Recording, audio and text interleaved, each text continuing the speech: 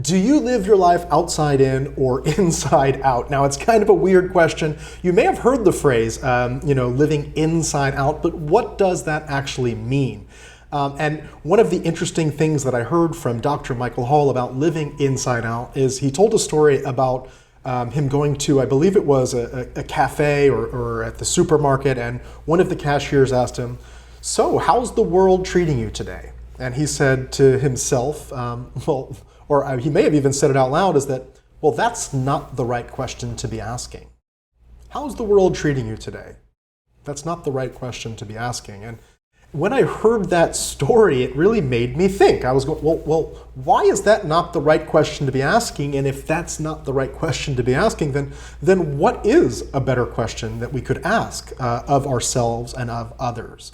And I think the distinction that after reflecting on that is the distinction between outside in, how is the world treating you, versus inside out, how are you treating the world? Because as children, we are born in this kind of neurosemantic, this mind-body system to react, to respond to the world. We get trained by the humans around us, by the experiences that we have to go, when this happens, this is how I'm supposed to respond emotionally. When this happens, this is how I'm supposed to respond behaviorally. In fact, we have to learn how to be human. And if a baby is grown by, raised out in the forest, well, they're not going to learn how to communicate. They're not going to know which side of the plate you put the fork and which side you put the knife. We have to learn our customs. We have to learn how to be human. If you have two twins, one's brought up in Asia and one's brought up in America, they're going to speak different languages. They're going to have different ways of greeting each other. They're going to like to eat different foods, most likely. We have to learn how to be human. And so as the world goes, when this happens, this is how you respond emotionally. When this happens, this is how you respond behaviorally. Okay, good boy, good girl. Oh, bad boy, bad girl. This is how you're supposed to respond. So as we grow up, we're trained to learn to respond to the world outside in. When this happens, this is what you do.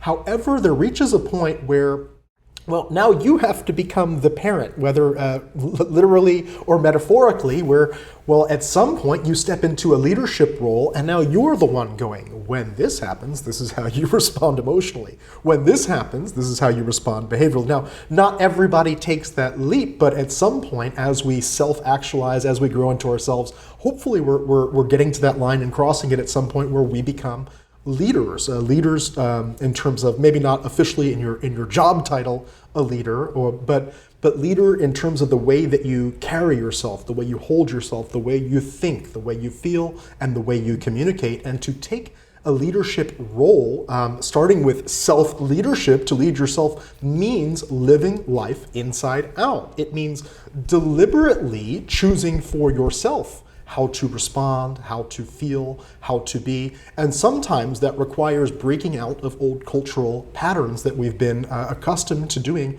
our whole entire life, as we now take our culture to the next level of development, the next level of evolution. We fine-tune and we improve things little by little by little, because again, on the mastery pathway, there is no end to mastery pathway. If you ever mastered anything in your life, you probably realize that even when you think I've mastered this, I'm at the best at this, then it might be a week later, a month later, 6 months later, a year later, you find one little tweak that actually takes your performance to the next level.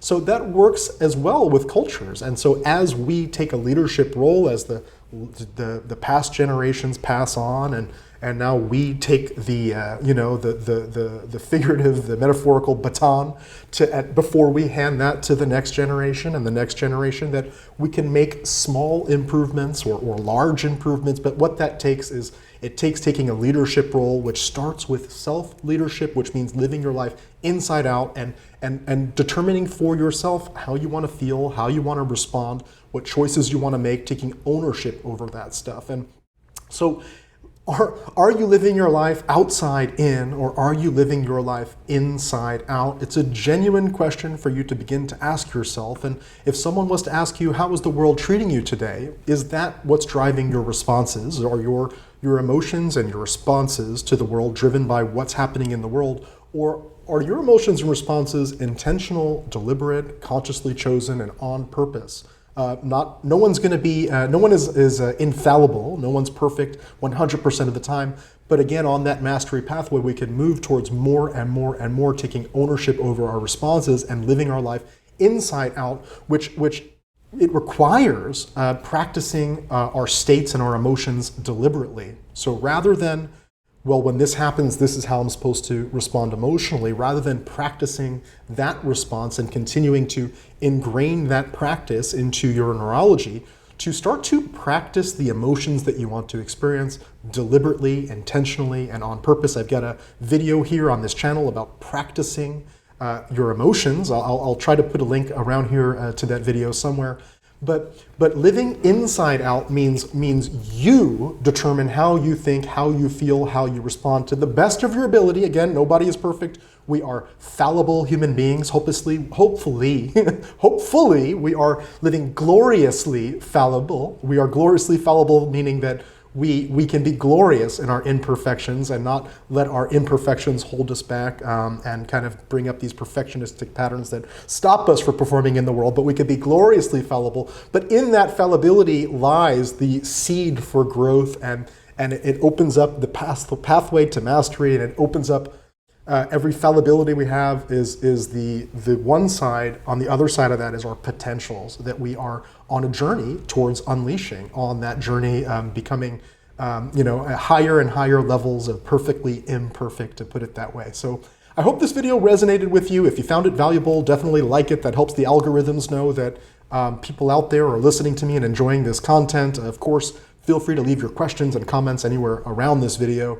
I hope that this was valuable for you. So, keep on going out there, keep on practicing. Hopefully you'll start living your life, making a conscious decision inside out to live your life more inside out, whatever that means for you. And if you have any questions or comments along the way, feel free to shoot me over a message, and I'm more than happy to support you on your journey. So to living higher and higher levels of inside out rather than outside in, I'm Jason Schneider, and I'm wishing you a wonderful rest of your day.